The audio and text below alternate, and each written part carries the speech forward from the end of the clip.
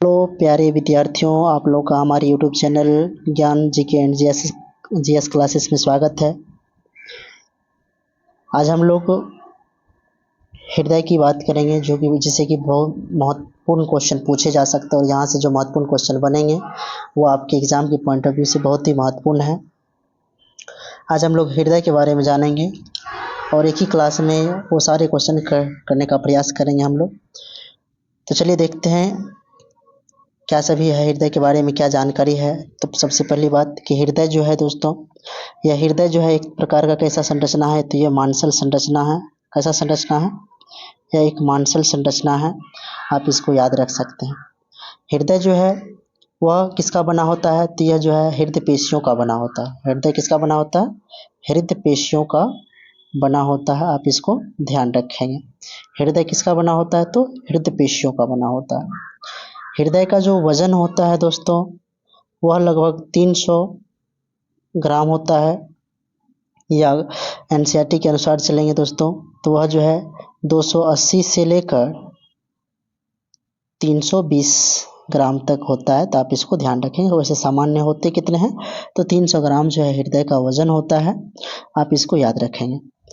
मनुष्य के हृदय में जो रक्त आता है, तो उसकी जो हृदय में जो रक्त की मात्रा होती है दोस्तों, वो लगभग में 50 ml होती है, आप इसको ध्यान रख सकते हैं। अब यहाँ पर हम लोग हृदय में देखेंगे क्या है। तो हृदय को क्या कहा जाता है दोस्तों? तो इसको केंद्रीय पंप अंग भी कहा जाता है। ये इसको हम लोग हृदय एक क्या है, तो हृदय अगर पूछे जाते हैं तो एक जो है यह केंद्रीय पंप अंग है। कौन सा? हृदय जो है एक केंद्रीय पंप अंग है। क्या पंप अंग है? ये भी महत्वपूर्ण क्वेश्चन बनते हैं। निम्नलिखित में से कौन जो है केंद्रीय पंप अंग है, तो वह हृदय हो जाएगा। उसके बाद अगर हम बात करें तो हृदय की अगर संरचना की बात करें दोस्तों, तो हृदय की जो संरचना होती है वह तिकोना होता है। कैसा होता है? तिकोना शेप में होता है, तो आप इस चीज़ को ध्यान रख सकते हैं। हृदय का आकार कैसा होता है? हृदय की का जो आकार है वह तिकोना होता है। इसका जो ऊपर ये नीचे वाला भाग होता है दोस्तों, जो इसका जो आगे वाला भाग होता है वो क्या होता है? इसका जो चौड़ा भाग जो है आगे की ओर और संकरा भाग जो है पीछे की ओर होता है। ठीक है, तो चौड़ा वाला भाग जो है आगे की ओर होता है और संकरा भाग इसका क्या होता है? नीचे की ओर होता है, तो आप इसको ध्यान रख सकते हैं। अगर हम लोग बात करें हृदय की, तो हृदय जो है किधर? बाईं ओर। किधर? जो हृदय जो है ये बाईं ओर आपका झुका हुआ रहता है, तो आप इस चीज़ को भी ध्यान रख सकते हैं। जैसे कि हृदय की आकार की बात करें तो हम लोग हृदय क्या है? बाईं ओर झुका हुआ भी है। हृदय जो है, अगर हृदय की बात करें हम लोग, तो हृदय जो है पेरिटोनियम नामक, कौन सा? हृदय जो है पेरिटोनियम नामक जो है एक दोहरी झिल्ली के अंदर जो है बंद होती है। पेरिटोनियम नामक जो है एक दोहरी झिल्ली होती है। ये इसके अंदर क्या रहता है? बंद होता है, जिसको हम लोग हृदय आवरण या पेरिकार्डियम कहते हैं। इसको हम लोग क्या कहते हैं? इस दोहरी झिल्ली को हम लोग क्या कहते हैं? हृदय आवरण कहते हैं। हृदय आवरण या इसको हम लोग पेरिकार्डियम कहते हैं। क्या कहते हैं इसको? पेरिकार्डियम कहते हैं। क्या कहते हैं? पेरिकार्डियम कहते हैं दोस्तों, इसको ध्यान रखेंगे। ठीक है, उसके बाद जो है पेरिकार्डियम की दोनों झिल्लियों के बीच में जो है पेरिकार्डियल गुहा होता है, और इस गुहा में पेरिकार्डियल नामक द्रव भरा रहता है, आप इसको भी याद रख सकते हैं। यह जो द्रव है पेरिकार्डियल नामक जो द्रव होता है इन पेरिकार्डियम झिल्ली के बीच में, तो पेरिकार्डियल नामक जो द्रव होता है, कौन सा? जो पेरिकार्डियल नामक जो द्रव होता है दोस्तों, वह हृदय को क्या करता है? बाहरी आघात से बचाता है। बाहरी आघात से ये बचाता है, और जो पेरिकार्डियल के बीच जो होने वाले घर्षण से भी ये बचाता है, तो आप इसको ध्यान रख सकते हैं। अगर हम लोग बात करें जो मनुष्य का जो हृदय है दोस्तों, मनुष्य का हृदय की बात करें तो मनुष्य का हृदय अगर देखें तो ये 4 वेश्मों में, मनुष्य के हृदय में 4 वेश्म होते हैं। कितने वेश्म होते हैं? 4 वेश्म होते हैं। कितने वेश्म होते हैं दोस्तों? तो 4 वेश्म होते हैं, आप इसको ध्यान रखेंगे। और 4 वेश्म की बात करें तो देख सकते हैं कि 4 वेश्म में कौन क्या होता है।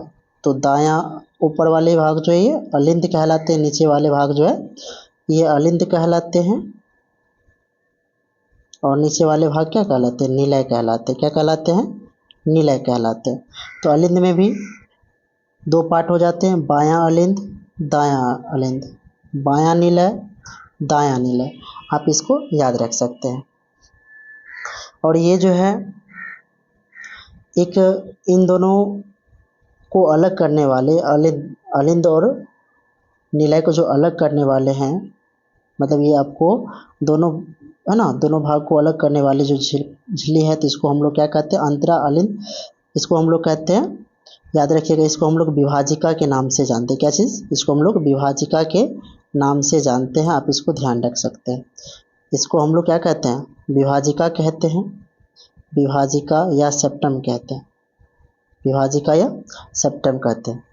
दाएं और बाएं जो अलिंद है उसको बांटने का काम करता है, मतलब अलिंद और निलय को बांटने का ये काम करता है, तो आप इसको ध्यान रखेंगे। ठीक है, तो जब ये क्या करते हैं, जब ये जो विभाजिका है सेप्टम है ना, तो यह अगर अलिंद को दो भाग में बांटता है, तो इसके बीच जो है इस विभाजिका का नाम हो जाता है अंतरा अलिंद भित्ति, क्योंकि दो अलिंद को बांटने का काम किया। तो बायां अलिंद और दायां अलिंद को बांटने वाले जो सेप्टम है उसको हम लोग क्या कहते हैं, विभाजिका है, उसको हम लोग अंतरा अलिंद भित्ति कहते हैं। दो निलय को विभाजित करने वाले जो दो निलय को, यानी कि बायां निलय और दायां निलय को विभाजित करने वाले जो विभाजिका है उसको हम लोग अंतरा निलय भित्ति कहते हैं, अंतरा निलय भित्ति कहते हैं, आप इसको ध्यान रख सकते हैं। और ये दायां अलिंद और दायां निलय को के बीच में क्या होता है, एक त्रिदली कपाट होता है। कौन सा, यहाँ पर होता है त्रिदली कपाट। तो क्वेश्चन ये पूछे जाते हैं कि त्रिदली कपाट किस के बीच में होता है, तो दायां अलिंद और दायां निलय में। और बायां, ये अगर द्विदली कपाट की बात करें दोस्तों, तो द्विदली कपाट किस में होता है, तो बायां अलिंद और बायां निलय के बीच में कौन सा कपाट होता है, द्विदली कपाट होता है। ठीक है, आप इसको याद रख सकते हैं। जिसको हम लोग ये त्रिदली कपाट को हम लोग ट्रैक है ना, ट्रैक स्पीड वाल्व कहते हैं, और जो आपका द्विदली कपाट है इसको बैक स्पीड क्या कहते हैं, वाल्व कहते हैं, आप इसको ध्यान रख सकते हैं। उसके बाद अगर हम लोग देखें तो इसमें क्या होते हैं कि अलिंद में दोस्तों, क्या अलिंद में जो है कई प्रकार के, अलिंद में अगर दाएं अलिंद की बात करें तो दाएं अलिंद में खुलता क्या सब है, अगर महाशिरा खुलता है। क्या खुलता है, अगर महाशिरा खुलता है, पश्च महाशिरा खुलता है, और इन शिराओं से क्या होता है, शरीर से जो है अशुद्ध रक्त, कौन सा रक्त, अशुद्ध रक्त, शरीर से अशुद्ध रक्त जो है कहाँ पहुँचता है, तो वह दायां अलिंद में पहुँचता है। कहाँ पहुँचता है दोस्तों, तो दायां अलिंद में पहुँचता है, और फिर दायां अलिंद से है ना त्रिदली कपाट द्वारा है ना कहाँ पहुँचता है, तो दायां निलय में पहुँचता है। कहाँ पहुँचता है, दायां निलय में पहुँचता है। जब क्या होता है कि अलिंद में जब संकुचन होता है तो ये जो है त्रिदली कपाट जो होते हैं ये खुल जाते हैं, और ये अलिंद से निलय कहाँ पहुँच जाते हैं, दायां निलय में। उसी प्रकार से दोनों फेफड़ा से अगर हम बात करें दोस्तों, कहाँ से, फेफड़ा से, तो ये जो आपको फुफ्फुस धमनी है ना, और फुफ्फुस शिराएँ हैं, फुफ्फुस शिराएँ, ये जो फुफ्फुस शिराएँ ये शुद्ध रक्त को लाने का काम करती है। फुफ्फुस शिराएँ किसको लाती है, शुद्ध रक्त को लाती है। तो ये क्या करते हैं, जो फेफड़े में जो रक्त शुद्ध होते हैं, फेफड़े में जो रक्त शुद्ध होते हैं वह फुफ्फुस शिरा के द्वारा, जिस समय शरीर के विभिन्न भाग से रक्त पहुंचता है कहाँ पर, अलिंद में, दायां अलिंद में पहुंचता है। ठीक उसी समय क्या होता है दोस्तों, फुफ्फुस शिरा द्वारा जो है रक्त फेफड़े से, कहाँ से, फेफड़े से जो है वह कहाँ पहुंचता है, वह आपको पहुंचता है बायां अलिंद में। जब इसमें संकुचन होता है, किसमें, जब ये अलिंद में संकुचन होता है तो उस कंडीशन में क्या होता है कि यहाँ पर है ना, यहाँ पर दाएं अलिंद और दाएं निलय के बीच जो त्रिदली कपाट है यह खुलता है, और ठीक उसी समय बायां अलिंद और बायां निलय के बीच जो द्विदली कपाट है वह खुलता है। और संकुचन के बाद क्या होता है, दायां अलिंद से अशुद्ध रक्त, दायां अलिंद से अशुद्ध रक्त दाएं नीलय में पहुंचता है और बायां अलिंद से शुद्ध रक्त कहाँ पहुंचता है, बायां नीलय में पहुंचता है। ठीक है, तो ये क्रम यहाँ हुआ। उसके बाद जब निलय में क्या होता है, जब निलय में संकुचन होता है, क्या होता है, संकुचन होता है, तो यहाँ से जो है आपका शुद्ध रक्त है ना, जो फुफ्फुस धमनी द्वारा, कौन से, फुफ्फुस धमनी द्वारा जो है, फुफ्फुस धमनी में अशुद्ध रक्त का प्रवाह होता है। किसका, अशुद्ध रक्त का, फुफ्फुस धमनी में अशुद्ध रक्त का प्रवाह होता है। किसमें, फुफ्फुस धमनी में कैसा रक्त का, अशुद्ध रक्त का प्रवाह होता है, जो क्या करता है, अशुद्ध रक्त को, हृदय से अशुद्ध रक्त को कहाँ ले जाने का काम करता है, वह फेफड़े में ले जाने का काम करता है। कहाँ पर ले जाने का काम करता है, तो वह जो है आपको फेफड़े में ले जाने का काम करता है। कहाँ ले जाता है अशुद्ध रक्त को, फेफड़े में ले जाता है दोस्तों। ठीक है, तो आप इसको ध्यान रखिएगा। और फिर जो बायां नीलय से जो है धमनी द्वारा, मतलब जो महाधमनी है, महाधमनी जो है शुद्ध रक्त को क्या करता है, शरीर के विभिन्न भागों में ले जाता है। ठीक है, तो आप इस चीज़ को ध्यान रख सकते हैं। तो यहाँ पर जो है आपको अगर क्वेश्चन पूछे जाते हैं, तो क्वेश्चन पूछे भी जाते हैं कि एक सीरा हुए, सीरा, धमनी और एक फुफ्फुस शिरा हुए, कौन सा, फुफ्फुस शिरा हुए और फुफ्फुस धमनी हुए, फुफ्फुस धमनी हुए। तो क्या होता, तो शिरा में जो है अशुद्ध रक्त का प्रवाह होता है। किसका, अशुद्ध रक्त का। अशुद्ध रक्त किसको बोलेंगे हम दोस्तों, तो अशुद्ध रक्त जो जिस रक्त में कार्बन डाइऑक्साइड की मात्रा पाई जाती है उसको हम लोग अशुद्ध रक्त बोलेंगे। शुद्ध रक्त किसको बोलेंगे, जिसमें ऑक्सीजन की मात्रा होगी। अशुद्ध रक्त में क्या होता है, कार्बन डाइऑक्साइड होता है, शुद्ध रक्त में क्या होता है, ऑक्सीजन होता है। तो धमनी में क्या होता है, धमनी में आपका शुद्ध रक्त का प्रवाह होता है, जबकि फुफ्फुस शिरा में क्या होता है, शुद्ध रक्त का प्रवाह होता है। फुफ्फुस धमनी में क्या होता है, अशुद्ध रक्त का प्रवाह होता है। तो ये इस क्रम में क्या होता है कि इस क्रम में जो रक्त है वह हृदय से होकर 2 बार गुजरती है। हृदय से होकर कितने बार गुजरती है, हृदय से होकर 2 बार गुजरती है, इसलिए इसको दोहरा रक्त परिसंचरण तंत्र भी कहा जाता है। दोहरा रक्त परिसंचरण तंत्र भी कहा जाता है, दोहरा रक्त परिसंचरण तंत्र भी कहा जाता, परिसंचरण तंत्र भी कहा जाता है। आप इसको ध्यान रख सकते हैं दोस्तों। ठीक है, तो आप इसको ध्यान रखेंगे तो ये सब कुछ महत्वपूर्ण क्वेश्चन हैं, तो आप इसको याद रख सकते हैं। तो कहते हैं कि हृदय के वैस्मों का बारी बारी से संकुचन और शिथिलन होता है। तो हृदय के वैस्मों का संकुचन कहलाता है दोस्तों सिस्टोल।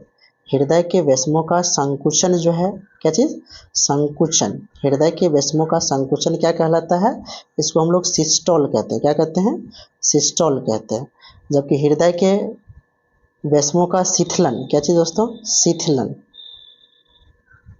हृदय के वैस्मों का जो शिथिलन होता है उसको हम लोग डायस्टोल कहते हैं। क्या कहते हैं, डायस्टोल कहते हैं। आप इस चीज़ को ध्यान रख सकते हैं, कई बार ऐसा क्वेश्चन पूछे गए हैं। हृदय का जो रक्तचाप होता है दोस्तों, हृदय का जो रक्तचाप होता है वह क्या होता है, 120/80, 120/80 mm Hg होता है। मतलब हृदय का जो रक्तचाप होता है वह कितना होता है, सामान्य रक्तचाप कितना होता है, 120/80 mm Hg होता है। इससे ज़्यादा ब्लड प्रेशर का हाई होना, इससे कम ब्लड प्रेशर का लो होना होता है दोस्तों। तो आप याद रखेंगे। तो ये हृदय की धड़कन क्या होती है, तो सिस्टोल और डायस्टोल को हम लोग क्या कहते हैं, हृदय की धड़कन कहते हैं। एक स्वस्थ मनुष्य का जो हृदय है दोस्तों 1 मिनट में कितने बार धड़कता है, तो 1 मिनट में जो है 72 बार धड़कता है। कितना बार धड़कता है, तो 72 बार ये धड़कता है, आप ध्यान रखेंगे। बच्चों में जो है ये हृदय की धड़कन जो है ज़्यादा होती है ना। अगर हम लोग यहाँ पर बात करें कि बच्चों का में जो हृदय का जो वजन होता है वह 50 से 60 ग्राम के आसपास होता है, तो आप इसको ध्यान रख सकते हैं। ठीक, अब यहाँ अगर हम लोग बात करें कि ये हृदय की धड़कन को जो मापा जाता है ना दोस्तों, तो वह किस में, तो हृदय की धड़कन का तालबद्ध संकुचन एक विशेष प्रकार के तंत्रिका ऊतक के द्वारा होता है, जिसे हम लोग कहते हैं ऐसे नोड कहते हैं। क्या कहते हैं दोस्तों? ऐसे नोड। क्या?